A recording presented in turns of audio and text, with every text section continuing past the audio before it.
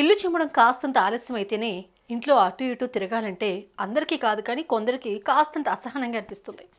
ఇల్లు చిమ్మి ఆ చెత్తను బయటపడేసేదాకా మనసులో ఉండదు. అలాంటిది కొన్నేళ్ల పాటు ఇల్లు చిమ్మకుండా చెత్త బయటపడేయకుండా ఆ ఇంట్లో నివసించడం సాధ్యమయ్యే పనేనా? అస్సలు సాధ్యం కాని పని. అలాంటిది ఓ తల్లి కూతురు ఏళ్ల పాటు చెత్తలోనే జీవించారు. అలా ఎందుకు చేశారు? ఈ విచిత్రమైన వ్యవహారం ఎలా బయటపడింది?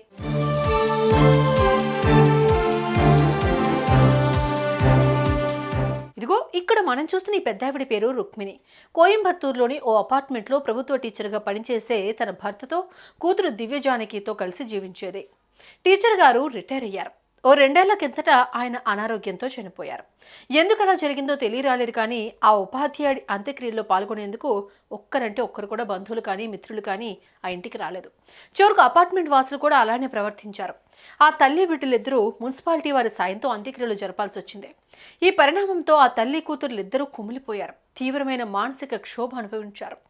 ఆ క్రమంలోనే బయట ప్రపంచంతో సంబంధాలే తెంచేసుకున్నారు. టీచర్ గారికి వచ్చే పెన్షన్తో జీవితం గడపడం ప్రారంభించారు.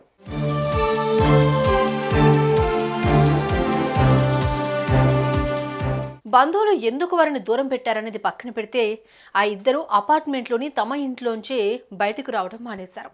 గతంలో ఆహారం ఎలా సిద్ధం చేసుకునేవారు అన్నది తెలియదు కానీ కొన్నేళ్లుగా ఏ టీ పెట్టుకోవడమో తప్పించి ఇంట్లో వంట చేయడమే మానేశారు. ఆన్లైన్ యాప్ల్లో పాలు, చక్కెర, కాఫీ పొడి తెప్పించుకునేవారు. స్విగ్గీ, జొమాటో ద్వారా ఉదయం టిఫిన్, మధ్యాహ్నం, రాత్రి భోజనాలు తెప్పించుకునేవారు. సరే, అది వారి అంతర్గత వ్యవహారం.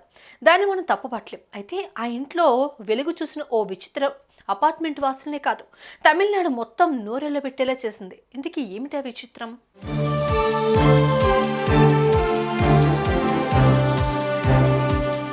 ఆమె భర్త చనిపోయి 2 ఏళ్ళైంది. ఆ తర్వాత కొన్ని నెలలకు ఆ తల్లి కూతుర్లిద్దరూ ఇంటి నుంచి బయటకు రావడం మానేశారు.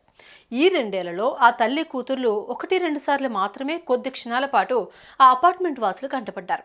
ఎందుకునో వారి వ్యవహారాన్ని ఇరుగు పొరుగు వారు పెద్దగా పట్టించుకుందే లేదు. అయితే గత కొన్ని నెలల నుంచి ఆ ఇంట్లోంచి దుర్వాసన మొదలైంది. అది కొద్దిగా పెరిగిపోయింది. ఓ డంపింగ్ యార్డ్లోంచి వస్తున్న దుర్వాసన అపార్ట్మెంట్లో నివసించే వారి ముక్కు పుట్టలను తాకడం సాగింది. చివరికి అది ఉధృత రూపం దాల్చింది. ఒక్క క్షణం కూడా దాన్ని భరించే పరిస్థితి లేదు అన్నట్టుగా పరిస్థితి తయారైంది. ఆ బ్యాడ్ స్మెల్ ఆ తల్లి కూతుర్లు ఉంటున్న ఇంట్లోంచి వస్తుందని వారికి సులభంగా అర్థమైంది. అప్పటిదాకా వారి గురించి పెద్దగా పట్టించుకొని వారు కొద్ది రోజుల కిందట ఆ ఇంటి తలుపు తట్టారు. వారు తలుపు తీయకపోవడంతో అటు పోలీసులకు ఇటు మున్సిపాలిటీ అధికారులకు రిపోర్ట్ ఇచ్చారు. సిబ్బంది గట్టిగా ప్రయత్నించడంతో ఆ ఇంటి తలుపులు తెరుచుకున్నాయి. లోపలికి అడుగుపెట్టిన సిబ్బందికి మైండ్ బ్లాంక్ అయిపోయింది. Hall, bedroom, kitchen room, store room, దేవుడి గది ఇలా ఎక్కడ చూసినా మట్టి, పాచిపోయి కంపు కొడుతున్న ఆహార పదార్థాలు, కుళ్ళిపోయిన స్థితిలో దుర్వాసన రేకెత్తిస్తున్న కూరలు, దుమ్ము, ధూళి. మనిషి అన్నవాడు అక్కడ ఒక్క పూట కాదు కదా, 1 గంట కూడా ఉండలేనంత దుర్భరమైన స్థితి. ఏమిటని అడిగితే ఆ తల్లి కూతుర్లు చిరునవ్వులే సమాధానాలయ్యాయి.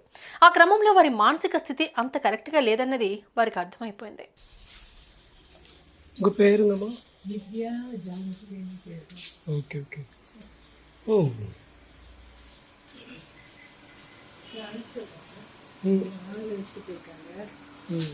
காஃபி கொடுத்துருவீங்களா?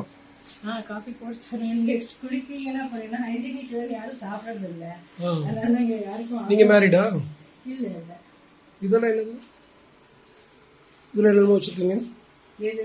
இதில் எல்லாம் என்னென்னமோ வச்சுருக்கீங்க? இது வந்து வாங்கின ஃபுட்டு, அது இட்லி, அது வந்து என்ன தயிர், மோர் அந்த மாதிரி பால் வாங்குறது இல்லை. அதனால அந்த மாதிரி பண்ணி வச்சுருக்கேன். உங்களுக்கு நான் என்ன ஹெல்ப் பண்ணணும் உங்களுக்கு? எனக்கு மெயினாக இந்த கார்பேஜ் வந்து ஆக்சுவலாக தூக்கி போட வேண்டும். எதில்? இங்கே இருக்கிற ஃபுல்லாமே கார்பேஜ். இந்த இடம் இது வந்து ஃபுல்லாகவே அதான் எங்களால் வெளியில் போட முடியாதுனால இங்கே நிறைய சேர்ந்துருக்கு. ஓகே. அம்மா சேர்த்து வைக்கிறாங்க. வச்சு பிரயோஜனம் வெளியில் போட்டாங்கன்னா அது வெளியில் போகும். இங்கே ஃபயர் ஆயிருக்கு.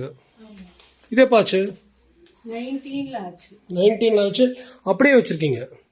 ஆமாம், எங்களுக்கு அஃபோர்டபிலிட்டி இல்லை அது ரிப்பேர் பண்ணி இது பண்ணுறதுக்கு. அதுதான் அக்கா கடையில் இடம் போட்டேன். ஓகே, இதெல்லாமே நான் உங்களுக்கு பக்காவாக நீட்டாக க்ளீன் பண்ணி உங்களுக்கு பெயிண்டிங்லாம் பண்ணி கொடுக்குறேன். ஓகேவா? நான் உங்கள் பிரதர். ஓகேவா? கைண்ட் ஆஃப் வியூ எல்லாம் அஃபோர்டிங். எங்களால் இப்போது அஃபோர்ட் பண்ண முடியும். நீங்கள் எங்களுக்கு பணம்லாம் கொடுக்க வேண்டாம். நீங்கள் வேறு பணம் கொடுக்க இருக்கிறீங்க. இப்படி இருந்தால் அது ஜாகிரதா பண்ணி வச்சிருக்கா. இது அது சரி பத்திரமா வச்சுருக்காங்க. ஒன்றும் பிரச்சனை இல்லை, நான் பார்த்துக்கிறேன். இங்கே ஒரு சமையல் ரூம் இருக்கு. இதுதான் மீன் சமையல்லாம் முதல்ல வச்சுட்டு இருந்தோம். ம். அப்புறமா வந்து இங்க ஏதோ காரணம்னால விஷிட்டு அப்புறம் பார்ப்போம். என்ன பிரச்சனை உங்களுக்கு? என்ன பிரச்சனைனா என்னால வெளியில எடுத்துன்னு போய் போட முடியல, பேக்ல தான் மீன் பிரச்சனை. இப்போ எல்லாமே எடுத்து போட்டுறேன்.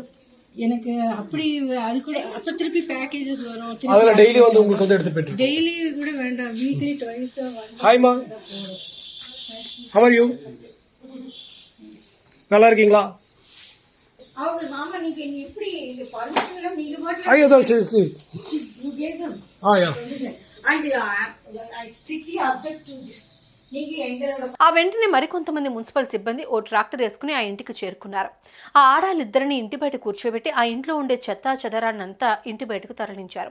ఆ మొత్తం డస్ట్ అంతా ఓ 4 టన్నుల దాకా ఉండవచ్చని అధికారులు అంచనా వేశారు. ఆ తర్వాత ఆ తల్లి కూతుల మీద పబ్లిక్ న్యూసెన్స్ కేసు నమోదు చేశారు. వారిని ఆసుపత్రికి తరలించారు. ఆ ఇంటిని 2 రోజుల పాటు కస్టడీకి తీసుకుని శుభ్రం చేశారు. వారికి సైకలాజికల్ కౌన్సిలింగ్ జరిపిన తర్వాత మానసిక పరిస్థితి సాధారణంగా ఉందని నిర్ణయించిన తర్వాత తిరిగి ఇంటికి పంపిస్తామంటూ అధికారులు మీడియాకు వివరించారు.